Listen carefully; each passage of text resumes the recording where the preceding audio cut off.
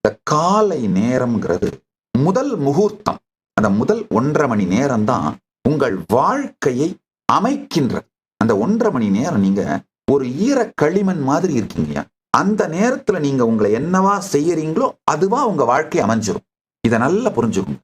அந்த முதல் முகூர்த்தம் 1.5 மணி நேரம். பிரபஞ்சத்தின் முதல் முகூர்த்தம் பிரம்ம முகூர்த்தம் 4லிருந்து 5:30. சில ஊர்கள்ல அந்த சூரிய உதயம் 6 மணி அப்படின்னா 4:30லிருந்து 6.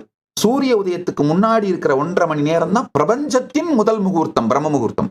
உங்களுடைய முதல் முகூர்த்தமும் பிரபஞ்சத்தின் முதல் முகூர்த்தமும் ஒன்னா இருப்பது மிகவும் சிறப்பு, உத்தமோத்தமம். சில பேருக்கு உங்களுடைய முதல் முகூர்த்தம் 6-7:30 இருக்கலாம்.